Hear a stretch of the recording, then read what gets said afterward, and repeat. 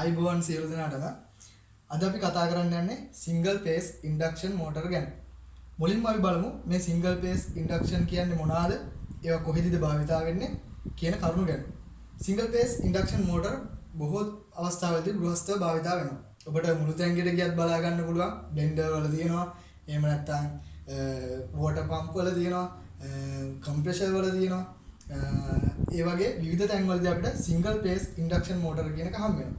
අපි මුලින් බලමු මෙයාගේ සර්කිට් ඩයග්‍රෑම් එක මොකක්ද කියලා. ඊටාම සරල මේ සර්කිට් ඩයග්‍රෑම් එකක් තියෙන්නේ. රොටර් එක තියෙනවා මුලින්ම. ඊට පස්සේ මේ පැත්තෙන් තියෙනවා ඔක්සිලරි වයින්ඩින් එක.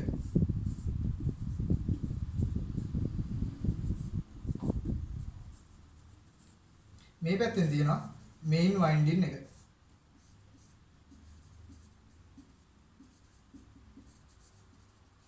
මේක තමයි සිංගල් ෆේස් ඉන්ඩක්ෂන් මෝටර එක සරලම සර්කිට් ඩයග්‍රෑම් එක.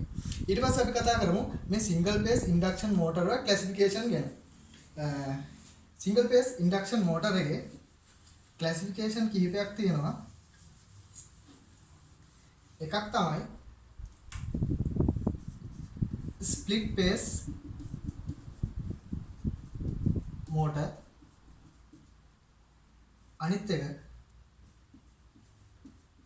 capacitor start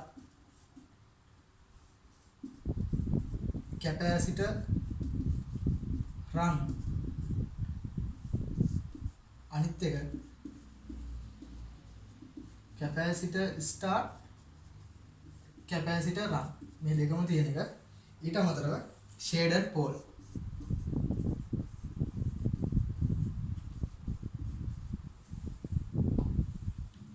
කතා කරමු සිංගල් ෆේස් ඉන්ඩක්ෂන් මෝටර වල පළවෙනි වර්ගය වන ස්ප්ලිට් ෆේස් මෝටර්ස් ගැන. මේකටම අපි කියනවා රෙසිස්ටන්ට් මෝටර්ස් කියලාත් අපි කියනවා. මේකේ තියෙන විශේෂත්වය තමයි මේකේ ඔක්සිලරි වයින්ඩින් එකේ රෙසිස්ටන්ට් ටු රියැක්ටන්ස් රේෂියෝ එක වැඩි මේන් වයින්ඩින් එකට වඩා. මේකේ අපි සර්කිට් ඩයග්‍රෑම් එක ඇඳුත් එහෙම ඔක්සිලරි වයින්ඩින් එක තියෙනවා මෙතන. ඊට පස්සේ මේන් වයින්ඩින් එක තියෙනවා මෙතන. අපි මේන් වයින්ඩින් එක ඔස්සේ යන කරන්ට් එකට අපි ගන්නවා IM කියලා. ඔක්සිලරි වයින්ඩින් එක ඔස්සේ යන කරන්ට් එකට අපි ගන්නවා IA කියලා. ඊට අමතරව මෙන්න මෙතන විශේෂ ස්විච් එකක් තියෙනවා. ඒකට අපි කියනවා සෙන්ට්‍රිෆියුගල් ස්විච් එක කියලා. ඔයගලන්ට සෙන්ට්‍රිෆියුගල් ස්විච් එක ඔපරේට් කරන හැටි බලන්න පුළුවන්. කැපැසිටර් ස්ටාර්ට් කැපැසිටර් රන් මෝටර්ස් වල තියෙනවා. සාමාන්‍යයෙන් ප්‍රසන්ට් සින්ක්‍රොනස් ස්පීඩ් එක 75% එකකට එනකොට ටක් ගාලා පොඩි ටක් සද්දයක් එක්ක ස්විච් එකක් එහාට මෙව වෙනවා. ඔයගලන්ට බලා ගන්න පුළුවන්. ඒක තමයි සෙන්ට්‍රිෆියුගල් ස්විච් එක. සාමාන්‍යයෙන් හැම මේ සිංගල් ෆේස් මෝටර එකම සින්ක්‍රොනස් ස්පීඩ් එක 75% වෙනකොට සෙන්ට්‍රිෆියුගල් ස්විච් එක ඔපරේට් වෙනවා. එතකොට මෙතන මැද්දේ තියෙනවා රොටර් එක. ඊළඟට මේකේ විශේෂතම දේ තමයි අපි මේකට අඳින ලාක්ෂණික වක්‍රය. අපි බලමු මේකේ ලාක්ෂණික වක්‍රය කොයි වගේද කියලා. මේකේ ස්පීඩ් එක ගැන කතා කරොත් එහෙම low to moderate ස්පීඩ් එකක් තමයි මේකට තියෙන්නේ. එහෙනම් අපි බලමු මෙයාගේ කර්ව් එක කොහොමද එන්නේ කියලා.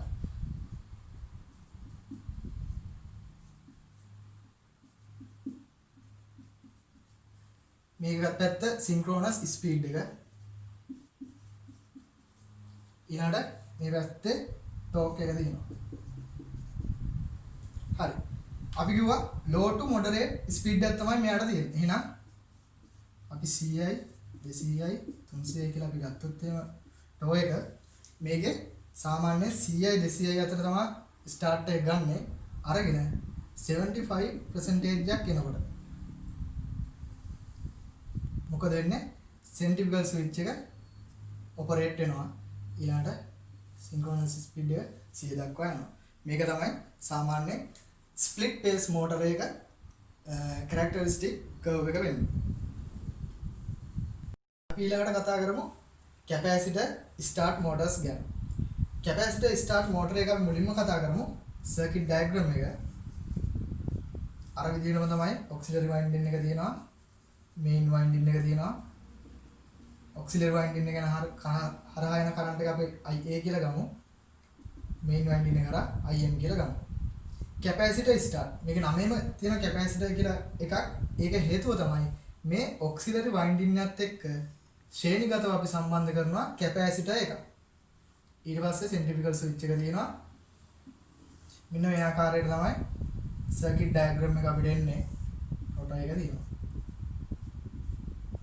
කැපැසිටර් ස්ටාර්ට් මෝටර වල තියෙන විශේෂත්වය තමයි මේ කැපැසිටර් එක. මේකට අපි කියනවා ස්ටාර්ටින් කැපැසිටර් කියලා. සංකේතවත් කරනවා CS කියලා.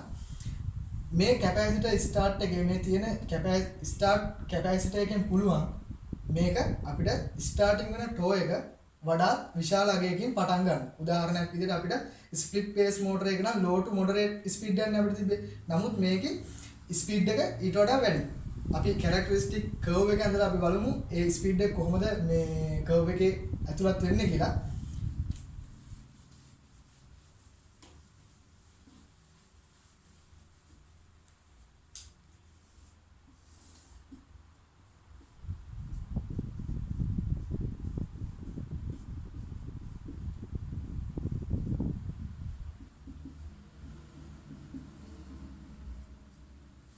මේ පැත්තේ තියෙනවා සින්ක්‍රොනස් ස්පීඩ් එක. මේ පැත්තේ තියෙනවා ටෝ එක. හරි. මේකේ අර තියෙන කැපැසිටර් එකේ විශේෂත්වය හින්දාම මේකේ ස්ටාර්ටින් ටෝ එක වැඩි. 300කින් විතර පටන් ගන්නවා. සෙන්ට්‍රිෆියුගල් ස්විච් එක ඔන් වෙනවා 75% වෙනකොට. ඊට පස්සේ 200ක වගේ ටෝ එකට පහත වැඩිලා 100 දී අවසන් වෙනවා. මේක තමයි කැපැසිටර් ස්ටාර්ට් මෝටර එක තියෙන ලාක්ෂණික වක්‍රය.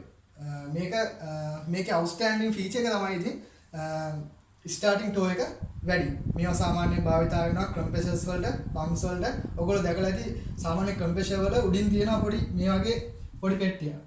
ওই පෙට්ටිය ඇතුලේ තමයි කැපැසිටර් එක තියෙන්නේ. සාමාන්‍යයෙන් කම්ප්‍රෙසර් එකෙන් වැඩ කරන්නේ නැති වුණාම ඔය කැපැසිටර් එක මාරු කරන්න කියලා තමයි කියන්නේ. සාමාන්‍ය මෝටර එකේ 0.5 හෝස් පවර් එකකට අපිට සාමාන්‍ය මයික්‍රෝෆැරඩ් 300ක වගේ කැපැසිටර් එකක් අපිට ප්‍රමාණවත් වෙනවා මේ කම්ප්‍රෙසර් වල වගේ මෝටරේට අපිට යොදන්න. හොඳයි.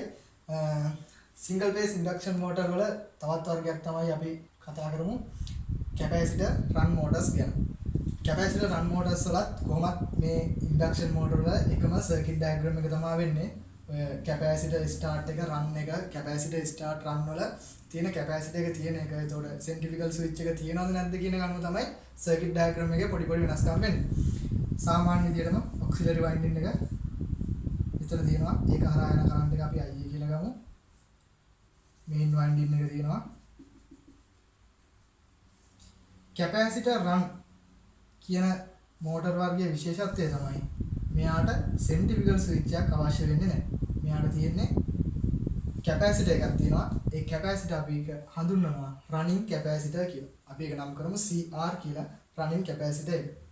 රොටර් එක තියෙනවා මෙහෙම. සාමාන්‍යයෙන් මේ වගේ මෝටර එකකට අවශ්‍ය වෙන රනින් කැපැසිටර් එක සාමාන්‍යයෙන් 20ක් 25ක් මයික්‍රෝෆැරඩ් වෙන කැපැසිටර් එකක් ප්‍රමාණවත් වෙනවා. කැපැසිටර් රන් මෝටර එක කැපැසිටර් එකක් හැටියට. අපි බලමු මෙයාගේ කර්ව් එක කොහොමද එන්නේ කියලා.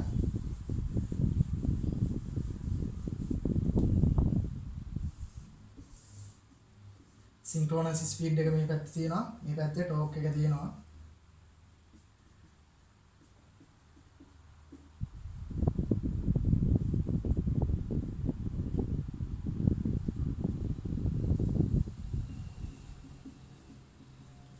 කලින් ඒ වල වගේ සෙන්ට්‍රිෆියුගල් ස්විච් එකක් අවශ්‍ය වෙන්නේ නැති හින්දා මෙයාට සෙන්ට්‍රිෆියුගල් ස්විච් එක ඔපරේට් වෙන්නේ එහෙම දෙයක් සිද්ධ වෙන්නේ නැහැ. මෙයාගේ සාමාන්‍යයෙන් 100කින් වගේ පටන් අරගෙන කර්ව් එක මෙහෙම ගිහිල්ලා මෙන්න මේ වගේ කර්ව් එකක් තමයි මෙයාගේ ඇඳෙන්නේ.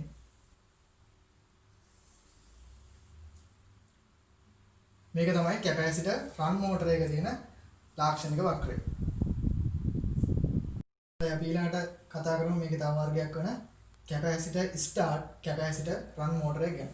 අපි දැන් මුලින්ම කතා කරා ස්ප්ලිට් පේස් මෝටර් එක ගැන, ඊට පස්සේ කැපැසිටර් රන් එක ගැන කතා කරා, ඊට පස්සේ කැපැසිටර් ස්ටාර්ට් එක ගැන කතා කරා. දැන් අපි කතා කරන්නේ කැපැසිටර් ස්ටාර්ට්, කැපැසිටර් රන්. එහෙනම් මේකේ මාතෘකාවම තියෙනවා මේ කැපැසිටර් ස්ටාර්ට් එකේ රන් එකේ කම්බිනේෂන් එකක් තමයි මේ මෝටරේ තියෙන්නේ. සාමාන්‍යයෙන් මේ මෝටරේ අනිත් මෝටර්ස් වල එක කම්පෙයාර් කරලා බලනකොට මේක පොඩ්ඩක් එක්ස්පෙන්සිව්. මෙතන ඔක්සිලරි වයින්ඩින් එක, මේන් වයින්ඩින් එක තියෙනවා. රොටා එක තියෙනවා.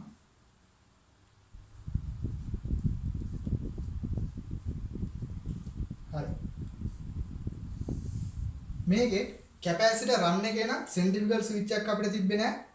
එයාව කැපැසිටර් එකක් සම්බන්ධ කරලා මෙන්න මේ ආකාරයට තමයි කැපැසිටර් රන් එකේ සර්කිට් ඩයග්‍රෑම් එක තියෙන්නේ. එහෙනම් මෙයා වෙන්නේ රනින් කැපැසිටර් එක.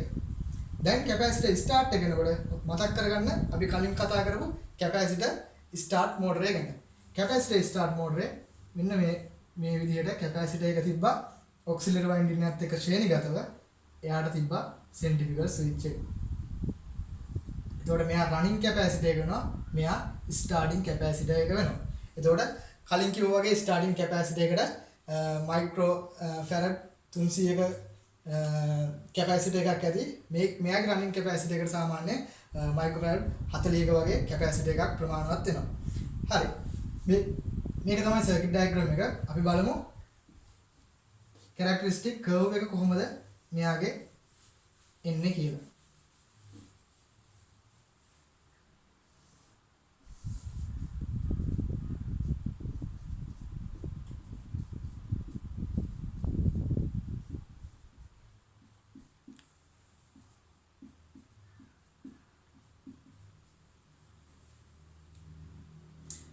දිසියෙන් වගේ පටන් ගන්නවා.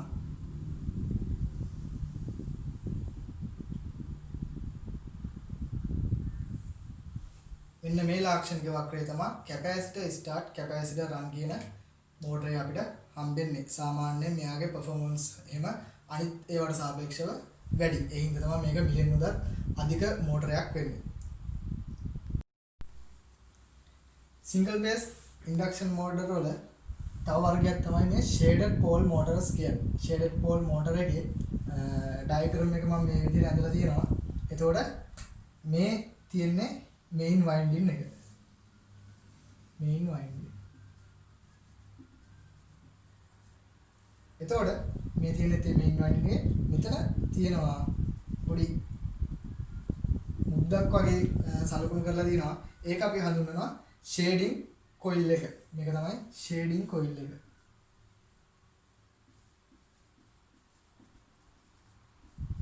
ෂේඩින් කොයිල් එක.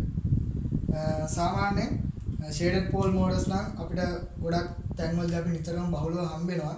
මේකේ ඇඩ්වාන්ටේජස් ඩිස්ඇඩ්වාන්ටේජස් ගැන කතා කරොත් එහෙම සාමාන්‍යයෙන් මේක ගොඩක් අඩු මුදලකට ගන්න පුළුවන් මෝටර් වර්ගයක් තමයි මේ ෂේඩඩ් පෝල් මෝටර කියන්නේ. ඒතකොට මේකේ කන්ස්ට්‍රක්ෂන් එක වුණත් ගොඩක් ලේසි. ඊට අමතරව මේකේ ඩිස්ඇඩ්වාන්ටේජස් ගැන අපි කතා කරොත් එහෙම මේකේ එෆිෂන්සි එක අඩුයි. ඊට අමතරව ස්ටාර්ටින් ටෝ එක අඩුයි. කොපෝලස් එක වැඩි. ලෝ පවර් ෆැක්ටර් එකක් තමයි මේකට තියෙන්නේ. මෙයාගේ අපි ඊළඟට බලමු කැරක්ටරිස්ටික් කර්ව් එක කොහොමද එන්නේ කියලා.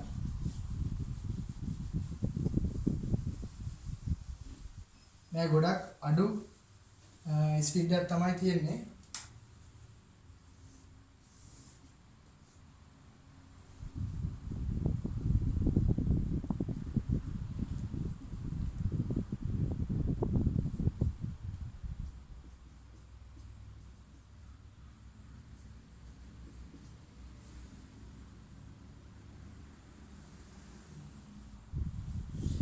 මේ වගේ කැරක්ටරිස්ටික් කර්ව් එකක් තමයි ෂේඩඩ් පෝල් මෝටර්ස් වලට අපිට හම්බ වෙන්නේ. ඔයගොල්ලෝ අපේ YouTube channel එකේ මේ වීඩියෝ එකෙන් මොකක් හරි දෙයක් දැනගත්තා නම් subscribe කරන්න, share කරන්න, like කරන්න. මොකක් හරි ප්‍රශ්නයක් තියෙනවා නම් පහලින් comment කරන්න. එහෙනම් අපි තවත් වීඩියෝ එකකින් හමු වෙමු. ජය වේවා.